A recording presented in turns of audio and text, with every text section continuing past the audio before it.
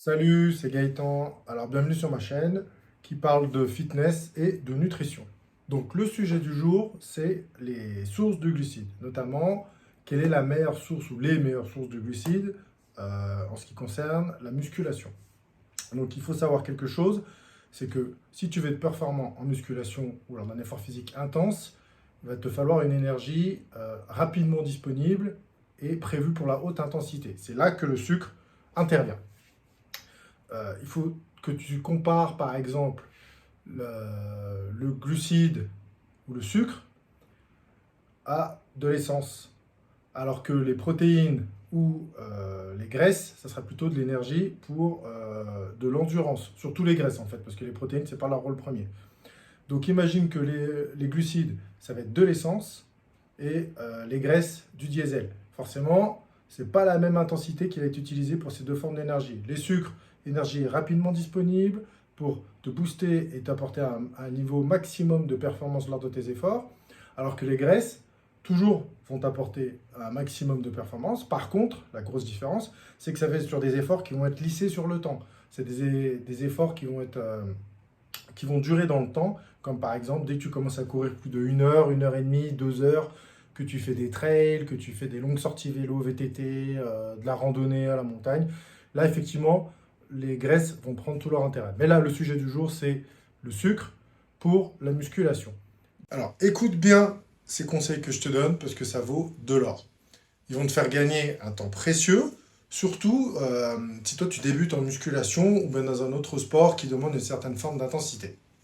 Alors déjà, tu vas pouvoir adapter ta diète à tes objectifs et enfin comprendre ce qu'il faut faire pour avoir des résultats qui durent dans le temps. Personnellement, j'aurais aimé savoir ça quand j'ai démarré la musculation à 18 ans, mais il n'y avait pas Internet. Et bon, bah, c'est la vie. Moi, j'ai la chance de t'en faire profiter, donc tant mieux. En effet, grâce au sucre, ta récupération va être accélérée. Tu vas récupérer beaucoup plus vite. Donc ça, c'est une étape facile, mais cruciale sur les différents niveaux que compte la récupération dans le corps humain. Ça, il y en a plusieurs. Là, on parle de récupération énergétique parce qu'il s'agit de glucides, avec un impact hormonal quand tu les consommes.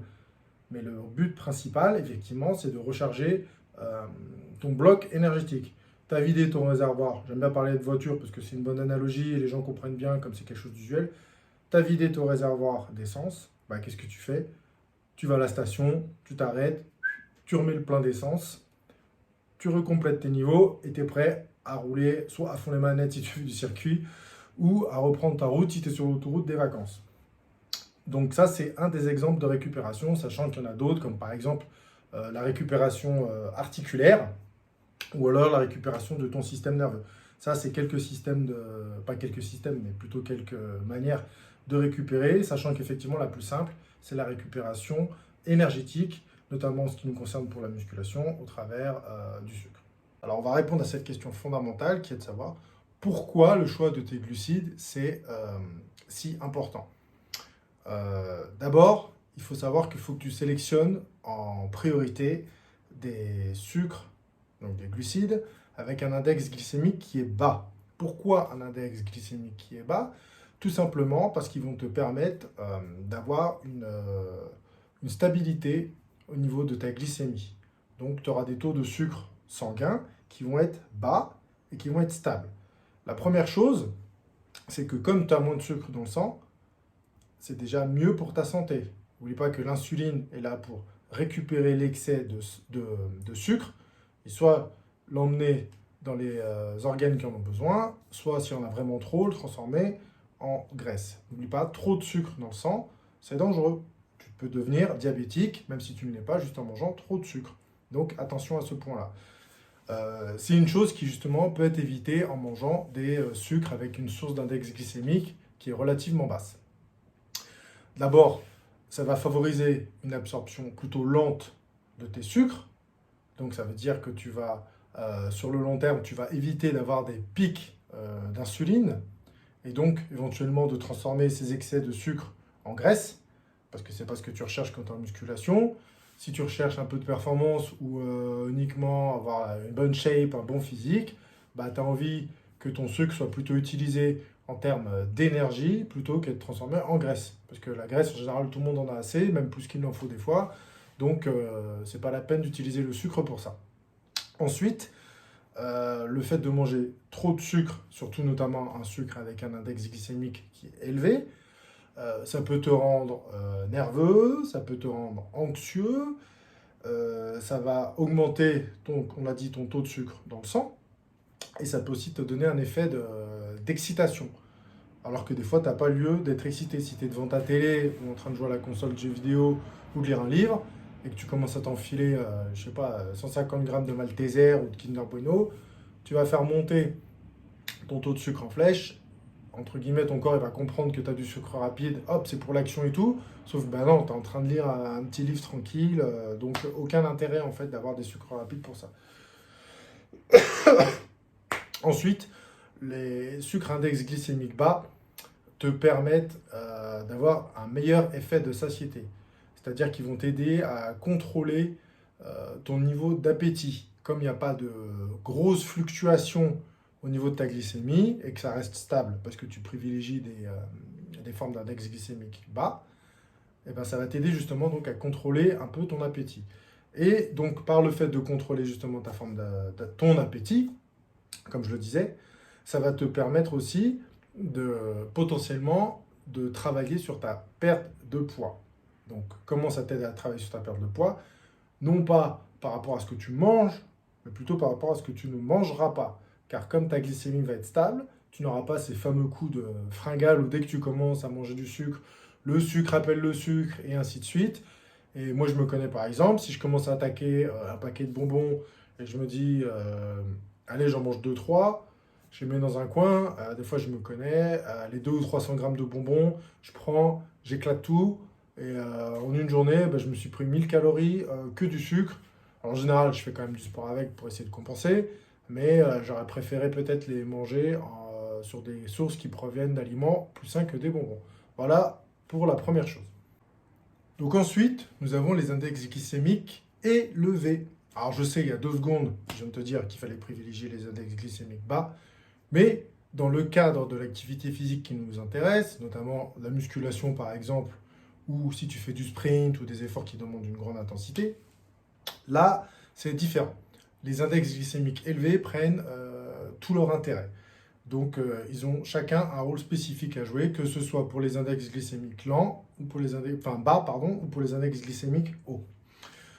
Tout d'abord, les index glycémiques hauts, il faudra les privilégier si tu sais que tu as une activité physique intense qui va suivre dans la demi-heure, voire 3/4 d'heure, 1 heure. Ça, c'est là où tu vas atteindre ton plein potentiel au niveau de l'absorption de ce sucre-là, avant qu'il soit transformé et synthétisé pour être mis en graisse au niveau de tes cellules adipeuses. Donc, les index glycémiques élevés, ils vont te permettre quoi? Ils vont te permettre d'agir comme un booster d'énergie. C'est-à-dire que tu vas avoir de l'énergie tout de suite disponible en circulation dans le sang. D'accord? Ensuite, comme ils vont être rapidement disponibles et que toi, tu as prévu de faire une activité physique après, je te le répète, index glycémique élevé, c'est si tu as une activité intense qui va suivre, grosso modo dans la demi-heure, 3/4 d'heure, 1 heure après. Ces sucres-là, qui auraient tendance en temps normal à être favorisés pour la transformation en graisse, ne le seront pas, en tout cas minimisés, parce que tu vas les utiliser pour ton effort physique. Et dans tous les cas, même si tu n'utilises pas tout pendant ton effort physique, ils seront utilisés après pour la récupération énergétique. Donc, au final, c'est du win-win, c'est gagnant-gagnant, il n'y a pas de problème là-dessus. Donc là, tu peux les prendre après le sport. Pourquoi après le sport? Pour activer ta récupération énergétique. Donc là, tu vas les mixer, soit tu les prends tout seul et tu attends 1 demi-heure, 3/4 d'heure. Comme ça, pareil, ça fait monter ton pic d'insuline pour absorber ce sucre-là et qui viennent récupérer, qui viennent te faire récupérer au niveau de tes cellules internes.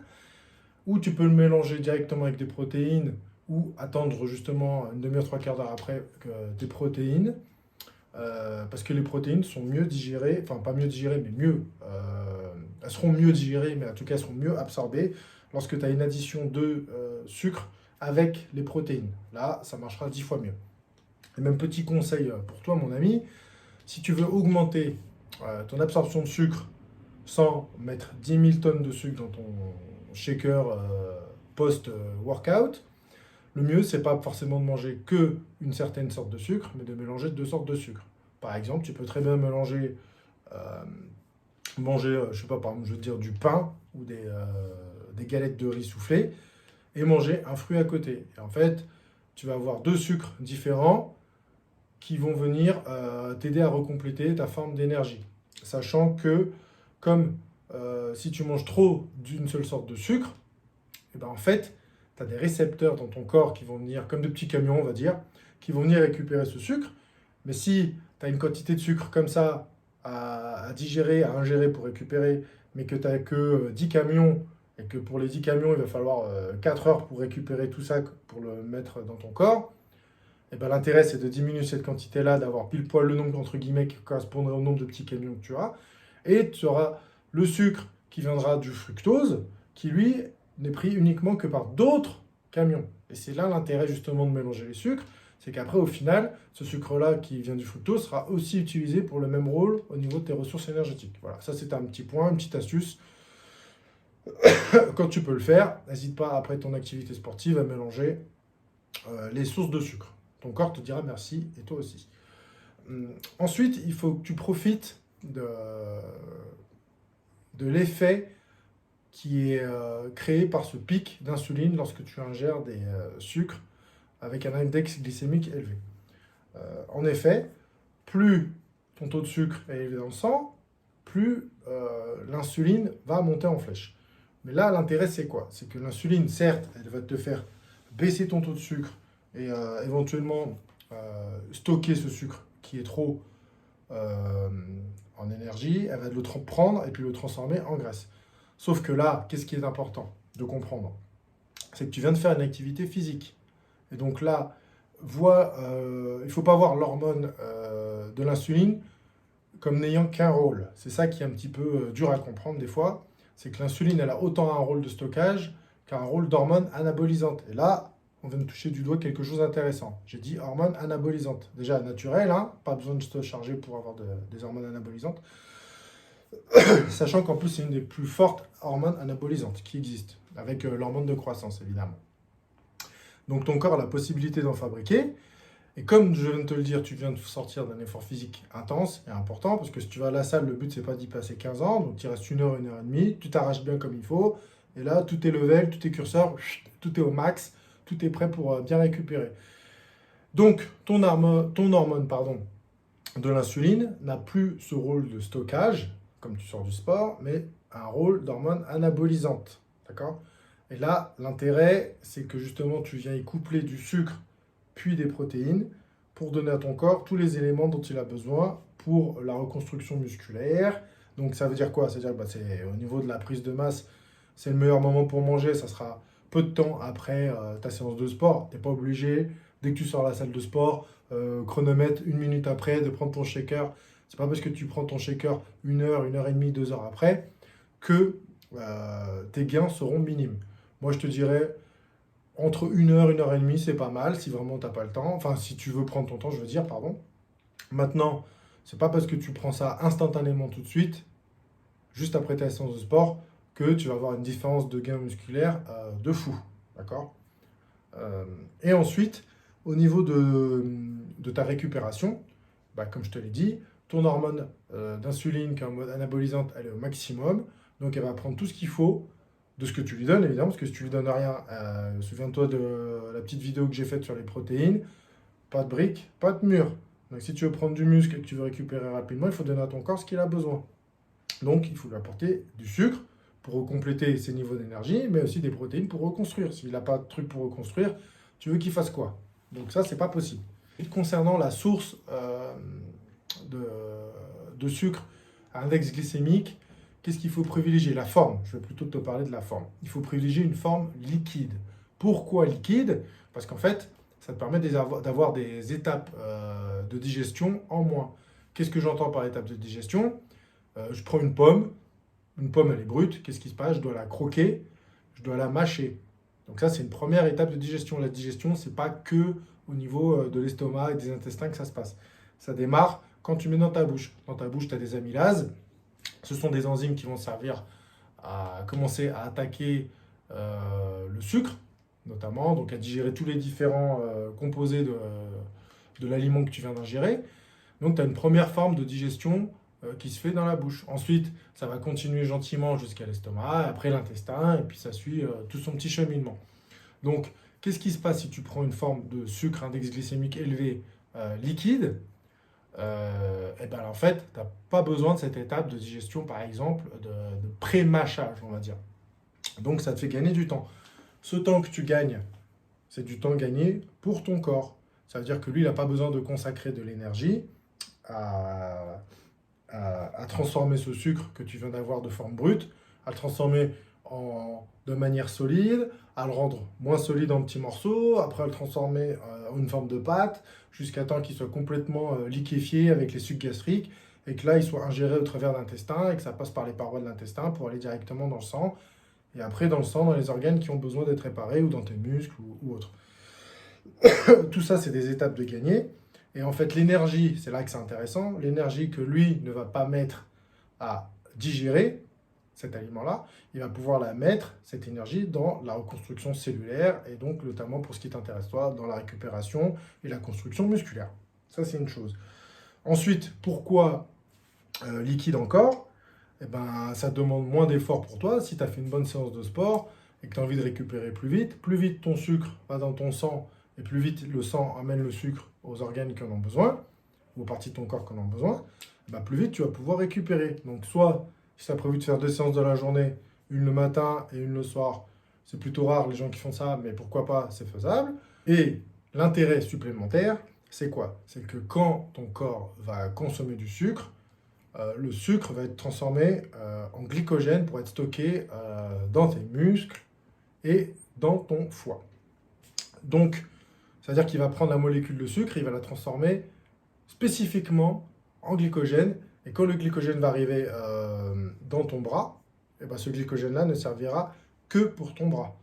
C'est-à-dire que si tu fais une journée cuisse, l'énergie en glycogène qui est concentrée dans ton bras n'ira pas, le glycogène ne va pas sortir de tes muscles pour aller dans le sang, pour aller dans les bras. C'est-à-dire que ton corps, il a besoin de récupérer le glycogène qui est dans tes muscles afin de le retransformer en sucre basique pour le réintégrer dans le nouveau muscle concerné et là le retransformer en glycogène. Donc tu comprends bien l'intérêt, effectivement, d'avoir un sucre rapidement disponible pour que pendant et après l'effort, c'est ça l'intérêt d'avoir une consommation énergétique péri-workout, comme on dit en anglais, c'est-à-dire avant, pendant et après.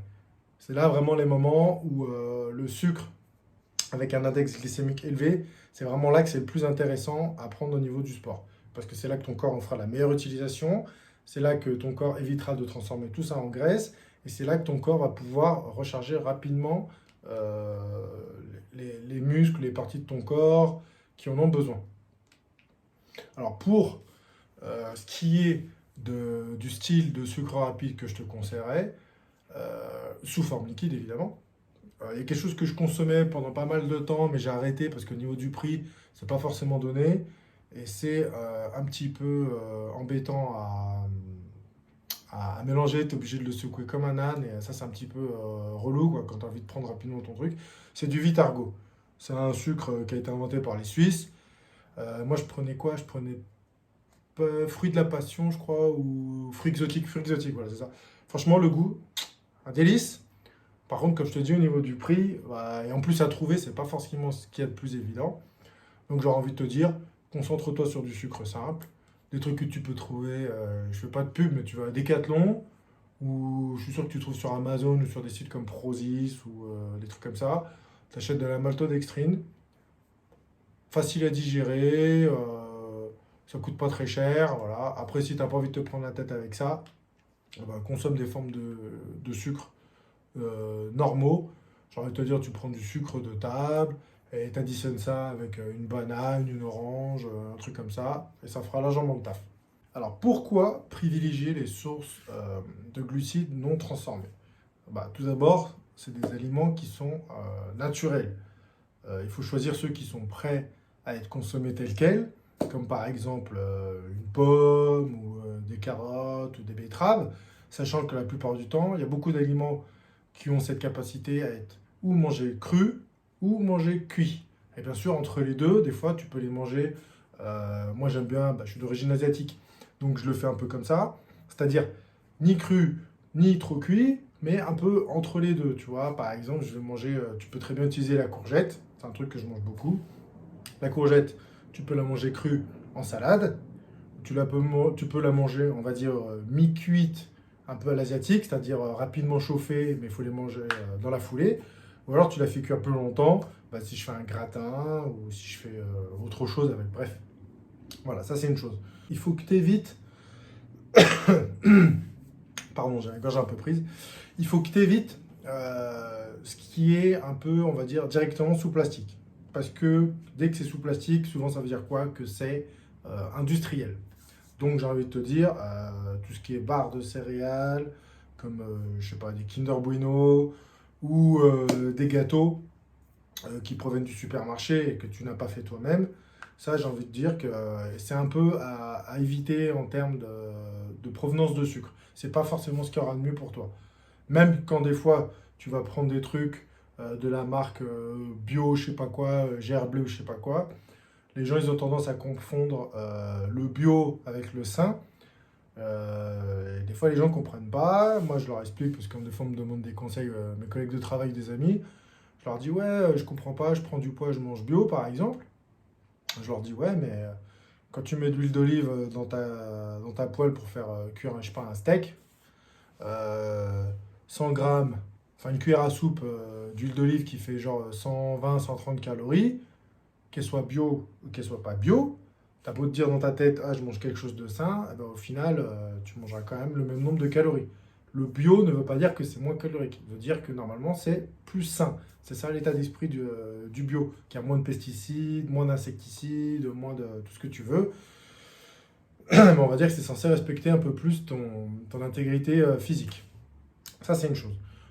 J'aimerais que tu prennes le temps, chez toi, de regarder comment ça se passe quand tu prends un gâteau que tu achètes du commerce. Par exemple, j'aurais envie de te dire, tu achètes des madeleines. Voilà.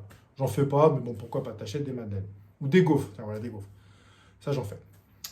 Euh, Tu fais ta recette de gaufres. Tu auras besoin de quoi, par exemple? Je ne sais plus la recette exactement, c'est quoi.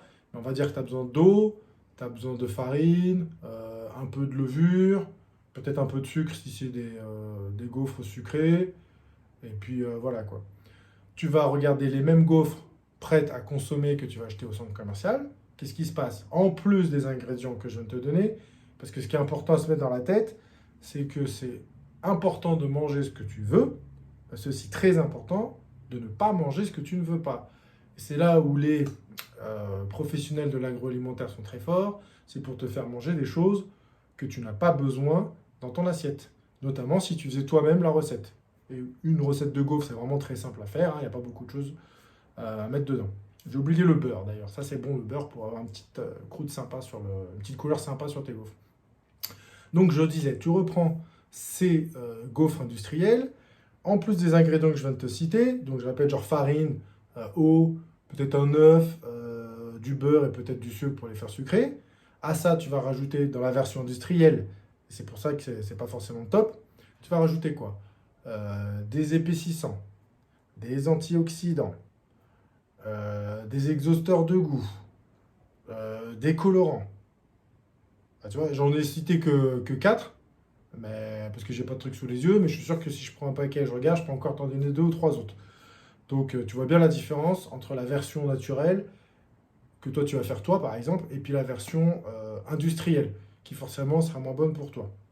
Alors après c'est sûr, ça n'a pas la même fonction. Quand toi tu vas acheter enfin quand tu vas faire tes gaufres toi-même, elles vont te durer peut-être 2 3 jours avec ta conservation chez toi, sous plastique ou dans un tupperware. Par contre, c'est sûr que les gaufres que tu achètes au centre commercial, hein, si demain il y a la guerre, dans 3 ans tu les ressors de ton placard, même si ça a dépassé la date de péremption, je suis sûr que tu les manges, il y aura toujours du goût. Elles sont peut-être sèches, mais on va dire les calories seront là, si c'est ce que tu recherches. Donc ça c'est une chose. Ensuite, comment dire, il faut que tu prennes uniquement des index glycémiques hauts lorsque ton objectif va être d'augmenter ta récupération, comme on en a parlé avant, mais aussi ton anabolisme. Ça, c'est vraiment ce que tu peux sélectionner dans les aliments non transformés. Tu tapes sur Internet, hop, index glycémique, et tu vas tomber sur les aliments qui ont un index glycémique élevé, qui seront à privilégier avant, pendant ou après ta séance, donc autour de ta séance de sport ou de ton effort, pour en profiter au maximum. Ça, c'est une chose. Et enfin, pourquoi des aliments non transformés? Parce que c'est ce qui te permettra de gérer le mieux ta diète. C'est-à-dire, je vais prendre un petit exemple tout simple, on va prendre une pomme ou des carottes. Ça marche avec les deux. 3 exemples. Tu as la pomme brute, tu as la compote de pomme et tu as le jus de pomme. Imaginons, pour faire 1 litre de jus de pomme, il faut 10 pommes. Je dis au hasard, hein, j'en sais rien. Je ne suis pas sûr que si tu prends la forme brute, tu vas t'éclater les 10 pommes. Ça m'étonnerait que tu manges 10 pommes, d'accord? La compote, déjà un peu plus facile. Tu vois, phase de pré-mâchage, c'est comme si tu avais fait un peu de la bouillie dans ta bouche avec tes dents. Et puis là, bah, je te parle même pas du jus de pomme, hein. Le jus de pomme 1 litre, franchement, ça se boit comme ça, à la petite paille là, et hop, c'est bon, c'est parti. Tu te rends bien compte que l'ingestion des calories que tu vas avoir entre 10 pommes, la même quantité de 10 pommes en compote, et cette quantité résultant en 1 litre de jus de pomme, ton index glycémique il va monter en 2, 4, 6, tu vas rien comprendre. Et en plus, l'effet de satiété ne sera pas là, parce que le jus de pomme, c'est que de la flotte. Donc au niveau des étapes de digestion, ça arrive dans le bol alimentaire et très rapidement, ça disparaît. Alors que les pommes, je suis sûr que tu en manges 2, peut-être 3, allez 4. Au bout d'un moment, tu vas commencer à en avoir marre de manger, ton estomac il va être bien rempli et on n'en parle plus. Et après, bah oui, tu as la compote de pommes, c'est un petit peu un intermédiaire, mais ça aussi, pareil, pratiquement, je la rangerai au même titre que le jus de pomme, si ce n'est que normalement, c'est censé être un peu mieux, parce que dans le jus de pomme, on enlève pas mal de choses qui sont passées dans des filtres au niveau des usines qui fabriquent le jus de pomme. Donc, voilà pour les aliments non transformés. Et enfin, je te répète, pour bien que tu t'ancres ça dans la tête, quel est l'intérêt justement de manger des aliments non transformés? Aussi, c'est que ça va t'apporter de l'énergie disponible pour ton corps, qui vont te permettre donc d'augmenter la vitesse de récupération. Et donc plus ton corps récupère vite, plus il peut se consacrer à construire ou pas du muscle, si jamais c'est ton objectif. Et enfin, profiter justement avec un index glycémique élevé, lorsque tu consommes des aliments avec un index glycémique élevé, d'utiliser l'hormone de l'insuline avec ses effets anabolisants et non pas ses effets de stockage. D'accord? N'oublie pas que si tu manges des aliments avec un index glycémique élevé, mais qu'il n'y a pas d'effort derrière, il n'y a pas d'utilisation de cette énergie-là, ton corps il est content. C'est comme si je te donne des sous que tu n'as pas besoin. Qu'est-ce que tu fais? Bah, tu ne les utilises pas, tu n'as pas besoin de les utiliser, bah, tu les mets à la banque. Sauf que sur toi, sur ton corps d'être humain, ta banque, c'est quoi? C'est tes réserves de graisse, c'est tes poignées d'amour. Voilà ce que c'est. Et enfin, on va voir lesquels il faut choisir, lesquels il faut intégrer dans ta diète. Donc la première chose la plus importante, c'est d'intégrer, malheureusement tu aimes ou tu n'aimes pas, c'est d'intégrer des légumes qui auront plusieurs vertus et plusieurs bienfaits effectivement sur tes performances, qu'elles soient d'ailleurs physiques ou cognitives, hein. Les aliments que tu manges n'ont pas qu'une influence sur tes performances physiques. Donc déjà, privilégier les légumes. Donc bah, toutes les sortes de légumes, hein, j'ai envie de te dire, surtout les verts, parce qu'ils contiennent un bon rapport de fibres. Et donc ça veut dire rapport de fibres égale un peu plus loin digéré est égal à une bonne satiété. Et en plus, les fibres que tu vas ingérer vont venir nourrir ta flore intestinale. Donc ça, c'est une chose. Ensuite, tu peux rajouter la famille des courges, les pommes de terre, les patates douces, ce genre de choses-là. Ça, c'est très bon à manger. Tu peux en faire des soupes, ou bien tu peux faire cuire tout ça au four pour avoir un petit peu de croustillant. Ça, c'est largement faisable. Ça, c'était pour la partie un peu salée, on va dire. Quoique certains aliments, comme par exemple les tomates ou les carottes, plus tu vas les mâcher ou plus tu vas les faire cuire, bah, plus le goût va être prononcé. Plus tu vas les mâcher ou plus tu vas les faire cuire, plus le goût sera sucré. Donc ça peut être intéressant si des fois tu as des envies de sucrer pour tes repas. Et donc comme on parle de sucré, eh ben, dans ces cas-là, je peux te conseiller de manger des fruits. Mais pas n'importe quel fruit, je te dirais plutôt de privilégier des petits fruits, si possible de saison, si tu as l'occasion, notamment des fruits rouges qui sont très très bons, qui sont très chargés en antioxydants, des fraises, des framboises, des myrtilles, du cassis, voilà, tout ce genre de choses-là qui vont très bien comme topping sur un petit fromage blanc, un petit skyr, ou enfin tu vois, ce genre de trucs-là.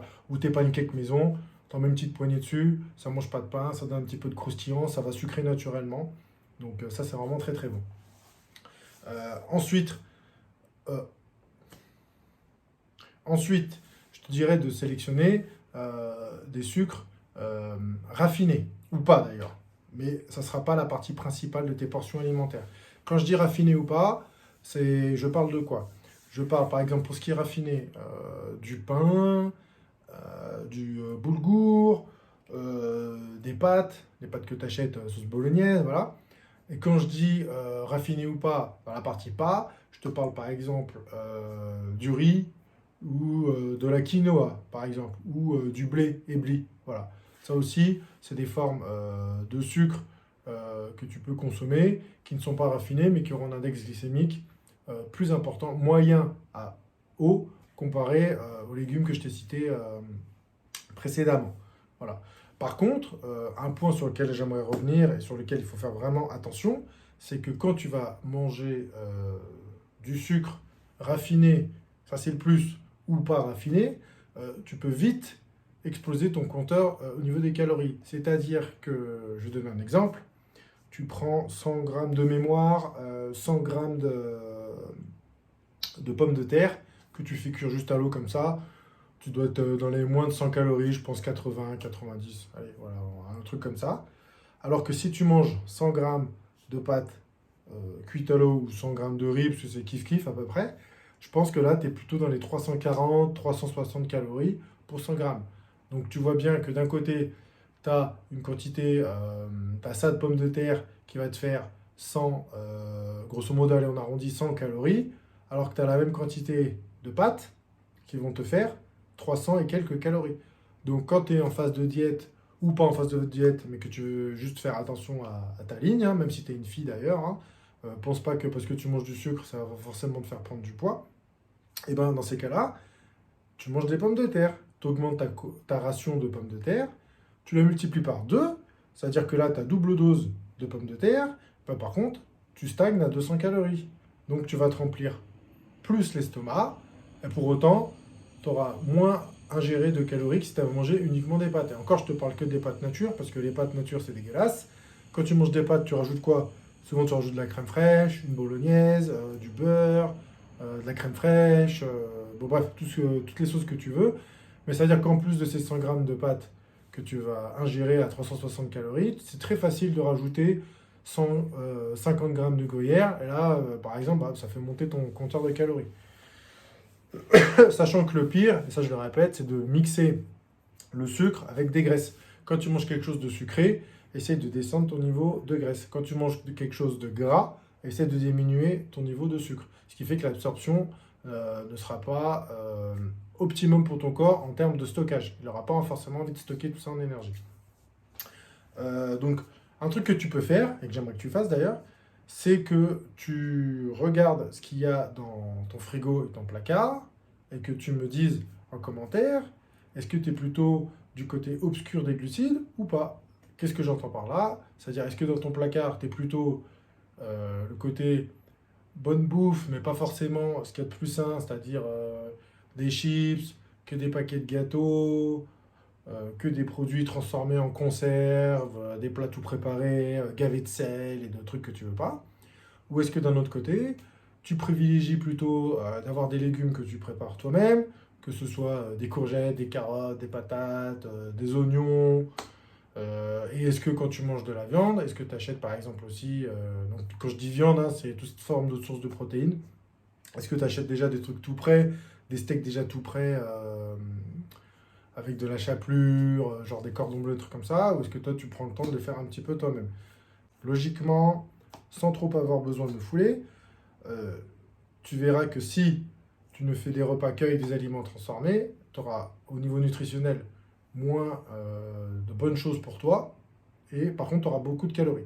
Alors que si d'un autre côté, par contre, tu privilégies des aliments non transformés et que donc tu prépares toi-même, déjà d'une, tu sais ce que tu vas mettre dedans. En plus, ils seront moins caloriques que ce qui est déjà transformé. Et ils vont préserver aussi la plupart du temps tous leurs nutriments, donc minéraux et vitamines. Et donc, comme c'est pas transformé, que c'est toi qui choisis les quantités, que tu gères tes proportions en fonction de tes activités physiques, de ta diète, de ta prise ou pas de poids, et ben, tu contrôles mieux tes apports caloriques. Que tu sois en prise de masse, en main gaining, c'est-à-dire pas prendre de poids ni perdre de poids, mais conserver ta shape, ou alors en perte de poids. Ça, c'est une chose qui est vraiment importante.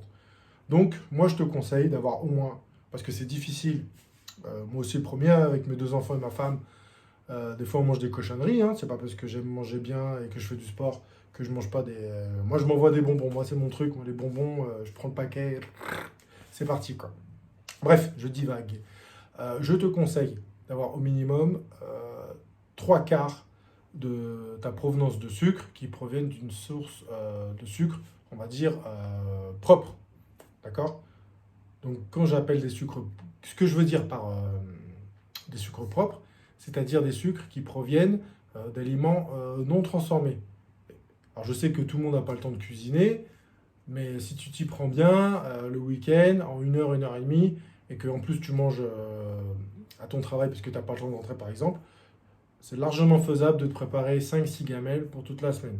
Et même de varier les goûts, ça c'est largement faisable. Donc je te conseille d'avoir, comme je te le répète, 3 quarts de tes sources de glucides qui soient, on va dire, propres, et puis le reste un peu en mode cheat day là. D'avoir, comme moi j'ai des bonbons chez moi, ouais, c'est comme ça, hein. C'est mon kiff. Mais voilà, je mange aussi du chocolat. Après, on va dire que c'est un aliment sain, d'autres qui vont dire que c'est pas sain. J'ai envie de te dire qu'aussi c'est une histoire de quantité. Forcément, si je mange un petit carré de chocolat avec mon café, j'aime bien, voilà, ça passe bien. Par contre, si je commence à m'enfiler la plaquette de Lindt, machin, ouais, là c'est sûr, euh, c'est beaucoup moins bien. Au niveau de ta quantité, pour donner un repère visuel, j'ai envie de te dire, dans ton assiette, vise 2 voire 3 portions de légumes, d'accord? Et au niveau des carbs, donc au niveau des glucides, les sucres, vise plutôt 1 portion à 1 portion et demie. Alors évidemment, tout ça, ça amène dans un contexte sportif, parce que ça, c'est ce qui nous intéresse sur ma chaîne, fitness et nutrition. D'ailleurs, abonne-toi si tu n'es pas abonné et que tu as envie d'avoir d'autres conseils de qualité, et des conseils réfléchis et que je donne, mais que surtout j'ai utilisé et que j'ai validé. Euh, donc je te disais, privilégier 2 à 3 portions de légumes, ça ne te fera jamais de mal, ça il n'y a pas de souci là-dessus. Et au niveau de tes carbs, 1 fois à 1 fois et demie la quantité dans ton assiette, avec des protéines évidemment, hein. Ça ce n'est pas à négliger. Qu'est-ce que je voulais dire aussi? Ah oui, fais très attention au surplus calorique, comme je te l'ai déjà répété. Quand tu manges des aliments non transformés, il y a de fortes chances qu'ils soient moins caloriques que des aliments transformés. Donc attention, tu as envie de te faire plaisir de manger des pâtes, il n'y a pas de problème. Tu veux manger du riz, pas de souci. Par contre, attention, souviens-toi que 100 grammes de riz, ça équivaut pas à 100 grammes de patates douces, par exemple. Ni en termes nutritifs, ni surtout en termes de calories. Voilà. La répartition au cours de ta journée, j'aurais envie de te dire, si tu peux éviter de manger des sucres le matin parce que tu n'en as pas besoin, parce que ton métier ne te réclame pas un niveau de physique important ou que tu ne fais pas ton sport le matin, donne à ton corps ce qu'il a envie en priorité. Qu'est-ce qu'il a envie en priorité? 2 choses, protéines et des graisses. C'est ce que ton corps te réclame le matin, que tu le veuilles ou pas, c'est vraiment ce dont il a besoin. Mais attention, quand je dis protéines et graisses, notamment pour les graisses, je ne te parle pas des graisses qui viennent du croissant ou du pain au chocolat, parce que ça, au niveau intérêt, c'est zéro. Ça ne va pas te servir à grand-chose. Maintenant, tu peux très bien répartir tes sucres. Si tu fais 3 ou 4 repas et que tu sais que tu prends 200 grammes de sucre par jour, si tu fais 4 repas, 50 grammes de sucre par jour, tu essayes de diviser 50, 50, 50, 50, et là, tu arrives à tes 200 grammes. Maintenant, moi, ce que je préconise, toujours en rapport avec le sport, c'est d'avoir plutôt une consommation de sucre orientée autour du sport. Donc, moi, si je prends, par exemple, 200 grammes de sucre dans la journée, je vais plutôt prendre entre 100 et 150 grammes de sucre autour de mon sport. Donc peut-être je vais faire 50 avant, 50 pendant et 50 après.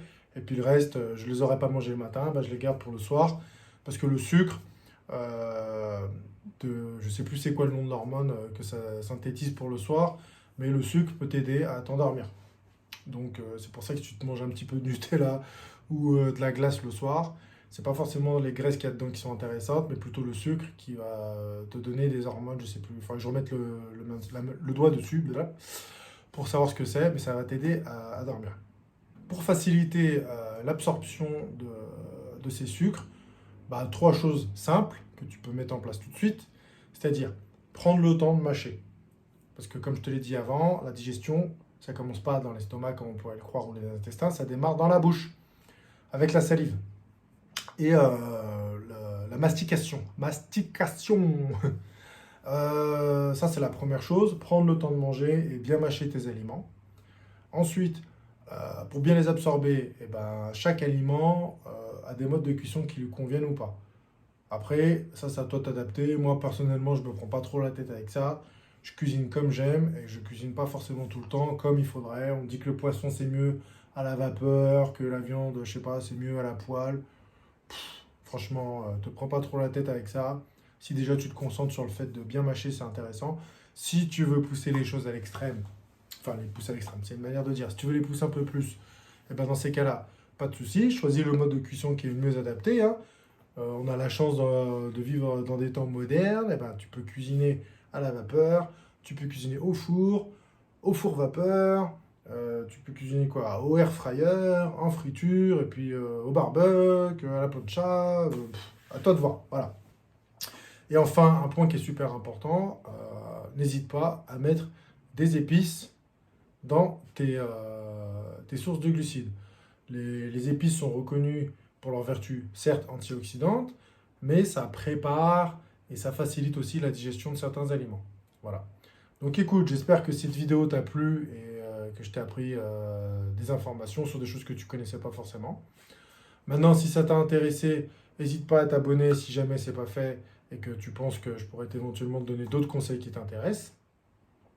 N'hésite pas à partager, ça c'est important parce que moi, quand j'étais plus jeune, j'ai pas eu la chance d'avoir des parents qui s'intéressaient à la nutrition et qui faisaient du sport comme moi, notamment dans le domaine qui m'intéresse. Parce que moi, je fais du street workout et de la salle fitness, je mixe les deux. Et j'aurais aimé qu'on me conseille un peu sur l'alimentation. Ça ne veut pas dire que j'ai pas bien été nourri, mais d'ailleurs, merci maman de m'avoir appris à cuisiner parce que je dois tout à ma mère à ce niveau-là. Mais enfin voilà. Ciao, ciao!